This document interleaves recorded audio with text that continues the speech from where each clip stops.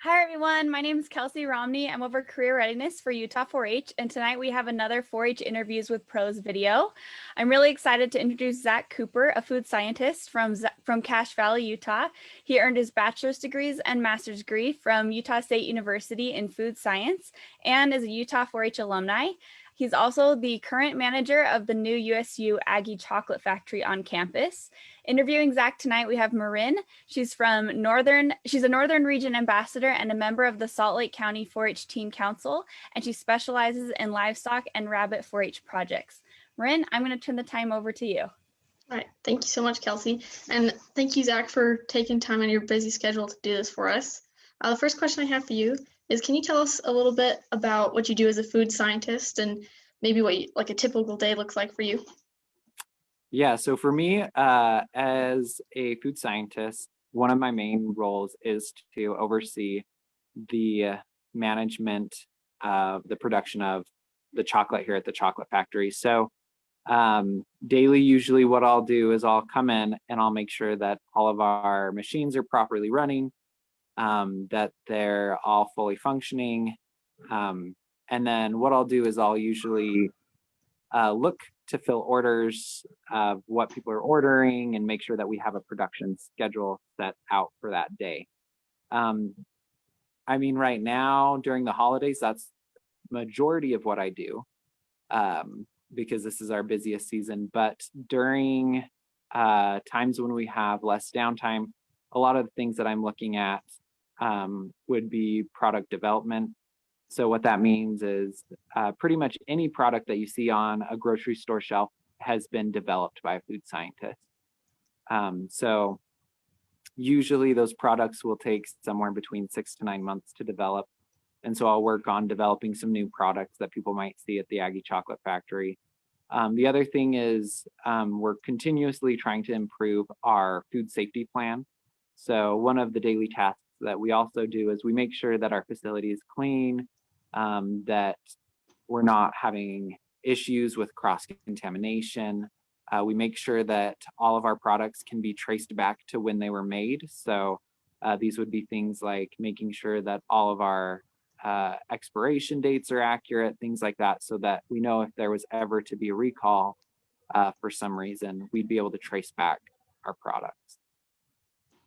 Oh, that sounds very fun, very busy. And what can you tell me, like what makes you most excited about your job? Sounds like a lot that you do. So yeah, so to kind of break it down to give people a better understanding of food science, there's kind of 3 different segments. So you either have product development, which is a very innovative area, and then you have quality assurance, which is a lot of documentation and making sure that the food is safe for people to eat. And then you have operations, which means that it's the management of all of the processes that happen in the plant to make sure you get from the beginning to the end of the product. And for me, I'd say probably my favorite thing about my job is when you get to see a product launch, and then you get to see how successful or unsuccessful some of those products can be. So like, for example, this holiday season in particular, we recently launched a Aggie hot chocolate mix, and it's actually done really, really well, and it's becoming one of our best products now. I've also helped develop one of our chocolate bars, and so it was a lot of fun to be able to like see the whole development process and then to see how it's received by people as well. right. And talking about product development, what would be your favorite product you think that you've developed? I'd have to say the hot chocolate. That one was like a big challenge that we had. One thing that, as a food scientist, you have to always know what type of consumers or what type of market you're in. And one thing that we kind of focus on is having clean labels, which means we have very recognizable ingredients and we have very short ingredient statements. And so trying to make sure that we use as few of ingredients as possible can sometimes be a challenge because of the functional properties of foods. And so it was a lot of fun to try to create a product that needed a lot of work. So when we started off, it was really rich, and we learned people don't always like chocolate. They actually like milk more than they like chocolate. And so we had to look into ways that we could lower the chocolate flavor, because our chocolate is actually really, really strong. And so we had to lower the chocolate flavor, but we also had to increase the creamy sensation that people have when they drink the hot chocolate, because even though we use whole milk, which has a pretty high fat percent for milk, people were still telling us that it was very watery. So we had to look into ways that we could help increase the thickness of it so that people perceived the hot chocolate as being creamy. That sounds really interesting. I have to try that. That sounds great. So you always appreciate the work that goes into it, right? Mm-hmm. And so Kelsey was telling me you were a 4-H'er too. And so what do you think you had interest maybe in 4-H or when you were younger that aligned to your career right now? What made you think, hey, I'll be a food scientist?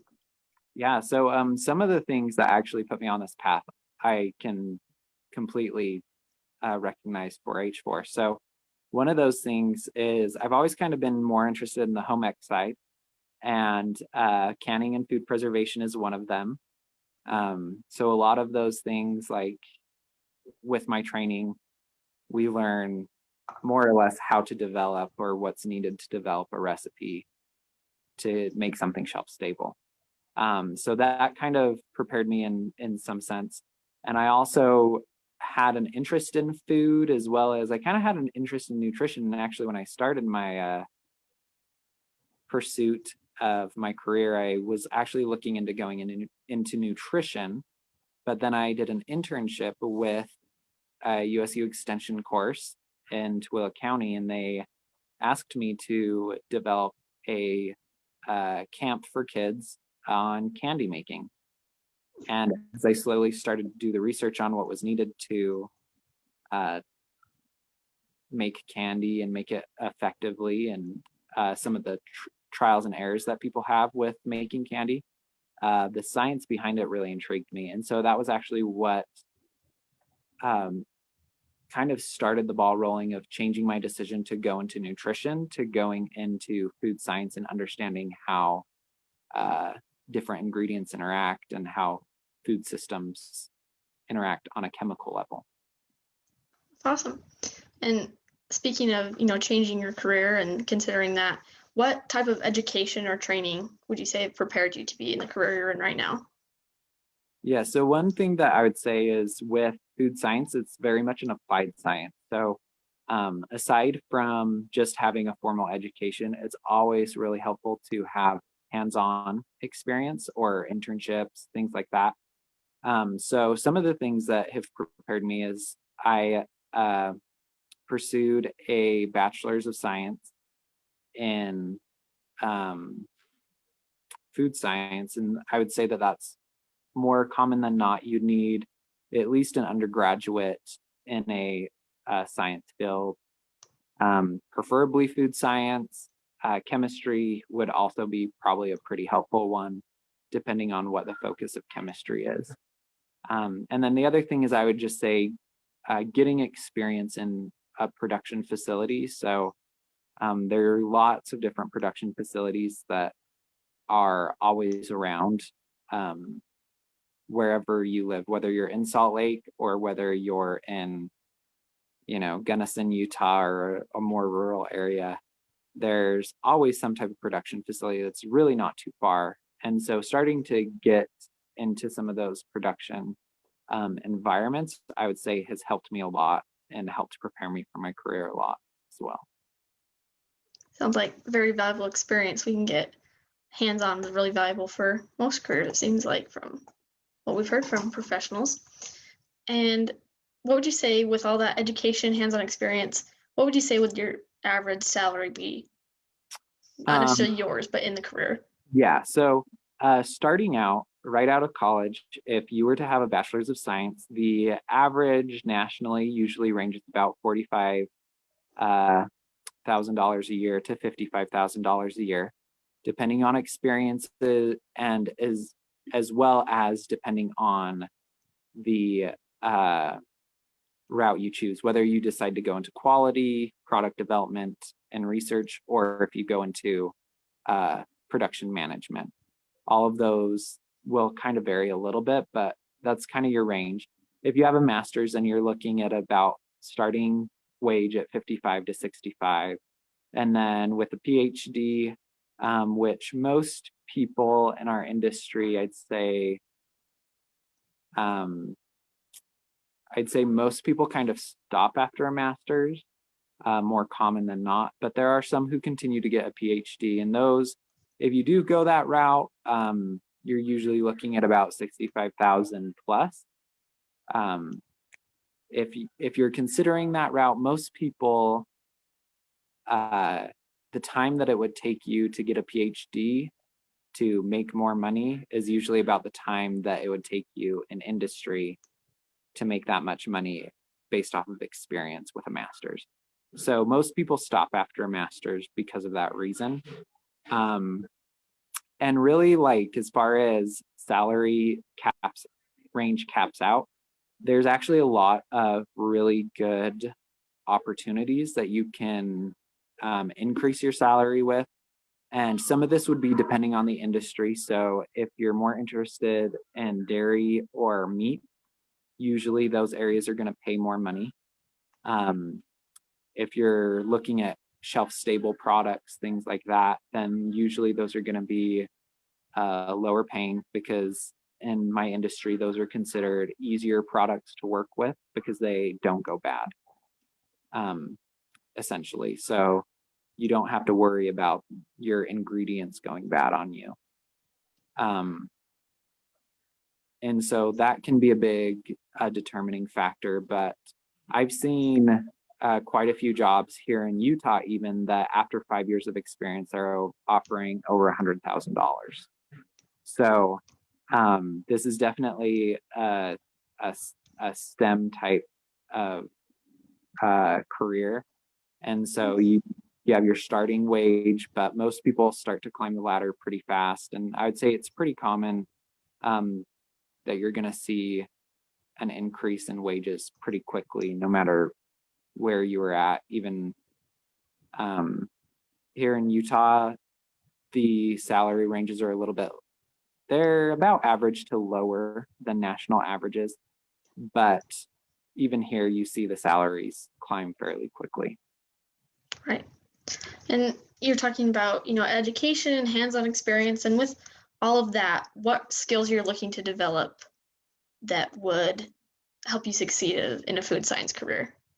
Yeah, so for somebody who wants to work with product development and designing new products, the type of skills that you would need are, one would be being able to be very innovative and creative, and being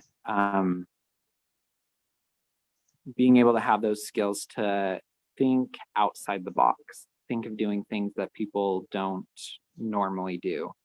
For example, a really great product that people haven't ever thought about, Chobani, is a really good, innovative company. I don't know if you've ever had the Chobani flips, but the idea that they created a packaging that has your granola right with the package, with the yogurt right away, or the add-ins right away, that's pretty innovative. You also have a lot of people who are really innovative in the combination of flavors that they're putting together. That can be another source of innovation, being able to pair things like that. And then you also have a lot of really innovative people who can describe different textures or shoot for specific attributes in a food. For example, I worked for a gummy candy for a really long time, so this is one I like to use. But if you've ever tried gummy candies, you can buy 10 different gummies off the shelf and each one is going to have a different texture. And each of one of them is going to have a very specific formula that makes it feel that way in your mouth. And so being able to be innovative and creative and think of how you want the product to be would be pretty important in a product development type role. If you're looking at a quality assurance role, some of the things that you would want to be, some of the skills you'd want to have would be documentation, highly organized, and very good at being able to develop corrective actions. So when things go wrong, what is it that you're going to do to correct that? So that's probably what you would want in that place, where if you want to go into production and operations, the idea is how can you, if you have the skills to be able to make things more efficient, if you're able to improve a product or improve the way that you do something, those would be other skills that would be pretty important for somebody who manages the production line. But overall, I'd say for all of these jobs, you really want to be somebody who can think outside the box, because as far as opportunities and other ways that you can really improve the company or improve a product, is how can you make it different than what everybody already sees? Right.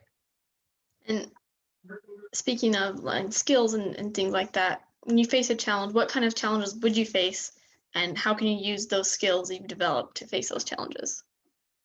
Yeah, so some of the challenges that I personally face as food scientist. So some of those would be the demand of product. That can be a challenge that you have to face. That's pretty common. And being able to make sure that you can supply whatever it is you're making to the demand of the consumers. The other thing that would be a common challenge, and I think this is probably common throughout many fields, would be finances, right? Sometimes in a perfect world, some system where you have all the money you want, you would be able to afford machinery that can do everything you need it to. But sometimes you have to be able to think outside of the box and be able to think out within your means of, this is my budget, this is what I'm going to do to improve my process so that it improves my product or makes it so that I can make more product faster. And so being able to face those challenges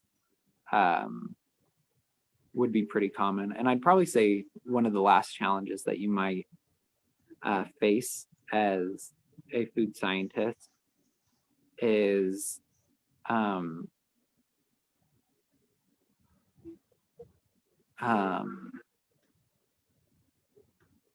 being able to work with people.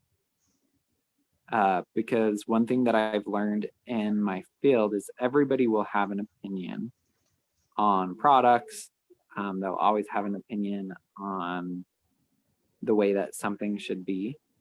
And sometimes as a food scientist, you really have to go back and know how to work with people and be able to present a lot of data of what people are saying. Because as a food scientist, we do look at a lot of data as far as what is it that people like to eat?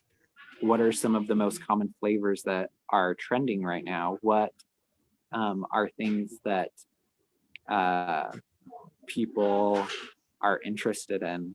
A great example of this would be the hot chocolate bombs during Christmas. You know, like that's a huge trending thing right now on the internet. And there are a lot of candy companies who are capitalizing on that because it's in front of a lot of people's faces. People are looking for it. They think it's a fun experience. And so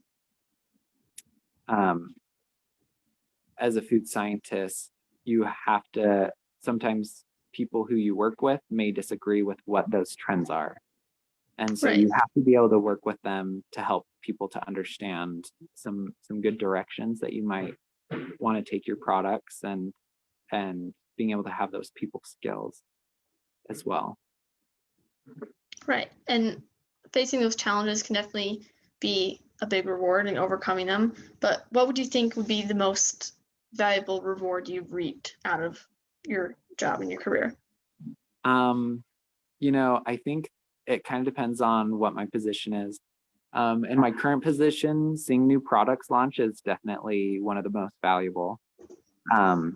But I've also worked for companies where you make 8,000 pounds of taffy a day.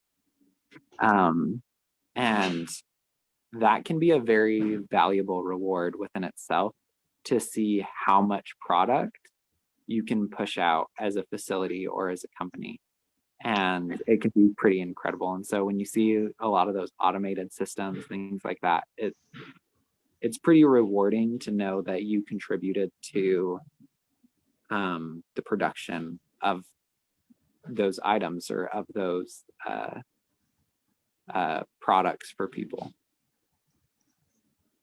Yeah, it's always interesting to see a tangible result out of all your hard work too. And so you've been telling us about your education and skills. What would you have as any advice to someone who would be interested in pursuing a career in food science? So the first thing that I would actually give advice to would, especially if you're here in Utah, anytime you're up here on the Utah State campus, I would say shoot anybody in the food science department. If you'd like to, you could shoot me an email. But get experience seeing behind the scenes. So a lot of people don't know this about Utah State, but we've got a meat lab, we've got the creamery, obviously, that makes all the ice cream, and we've got the chocolate factory now up here on campus. And so one thing that can kind of be a challenge, because in production facilities, there's some restrictions about how old you have to be in order to work in them. So in high school, it can kind of be a challenge to get your foot in the door at first, unless you work with a very small company. But most people probably won't get opportunities to work in a production arena until after high school. But when you're up here, whether you're at 4-H events or whether you're just visiting Logan campus for other reasons, I'd say reach out to myself or another one of the food science department members and ask for a tour of these facilities and kind of get a look at behind the scenes of what happens. Because that's where you're really going to start to see if you like it or not, or if it's the right fit for you.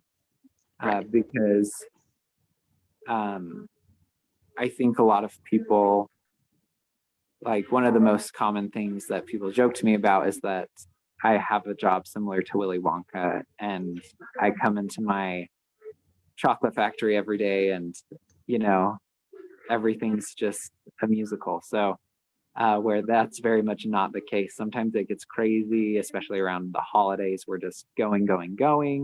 We're producing tons of chocolate, and it's very fast paced. And so sometimes being able to see that firsthand and how quickly things are moving, things are going, I think that can be really valuable for people to see if that's something that they're interested in. And then I would also say the other thing that you could do if you really want to start to see if you enjoy food science is, whenever you find a product, start reading the ingredient statement.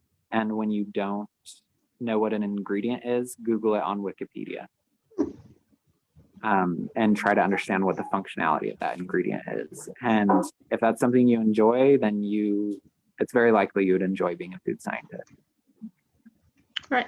That sounds super fun. I need to come up there sometime and do something like that, do a tour. That sounds like a great time.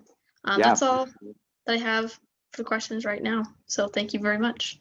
You're welcome.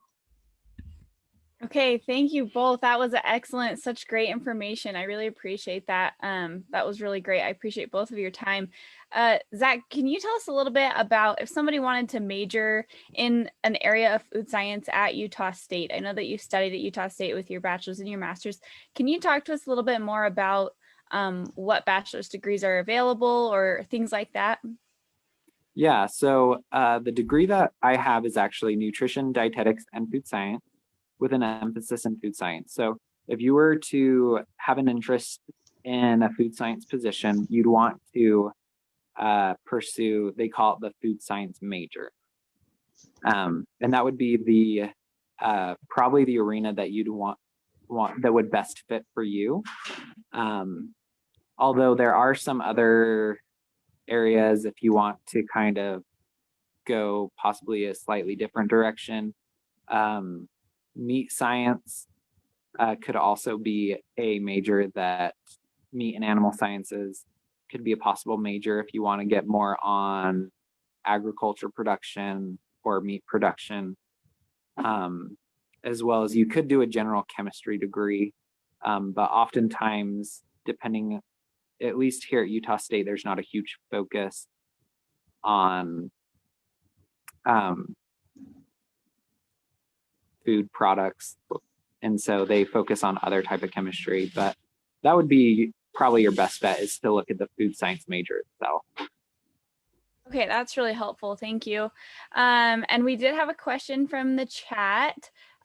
Someone first, I just want to let you know that Jolene said, "Way to go, Zach. It looks like you're working in your dream job." So that's great from her. And then we have another question from someone named Catherine. She said, "Do you have to have good taste buds to be a taste tester?" So that's actually a great question, because yes and no. There are some people who can't taste things very well, but they can taste other things really well. So a really great example for this is, there's a natural color that's used in a lot of gummy candies and things like that. It's called turmeric. And I had a boss who, she was really good at finding good flavors and things like that. But if you use too much turmeric, then it has a really terrible flavor. And she could not taste it. You could dump the whole bottle of the coloring in it and she could not tell that it was in there. And so whenever she would develop a product, she would actually have to have somebody else taste it in order to tell her. So as far as taste testers go, you'll learn as a food scientist that some things you will not be able to taste at all, and some things you'll be able to pick up on really quickly. And usually the more you taste something, the better you get at tasting it, oddly enough. So if you work for a goldfish cracker company and you taste goldfish every single day, you will know when something's wrong with the goldfish cracker. So. Okay, that's really interesting. And then with the holidays coming up, I just want to know, do you have a favorite holiday dish? Yeah, so actually one that I love is one that is one of my family's recipes. We do cashew brittle, and it's actually made in the microwave, so it's really easy, but it's really, really good. Yum. That sounds amazing. Okay, well, thank you guys both so much. That's all the questions we've got tonight. So again, I appreciate both of your time. Thank you so much. And I will put a survey in the chat for anyone who's watching. I'll put it in the comments, both on Facebook and Instagram. So if you want to fill that out and let us know how we're doing, we would love to hear from you. And we look forward to our next video next month. So thank you guys so much. Thank you.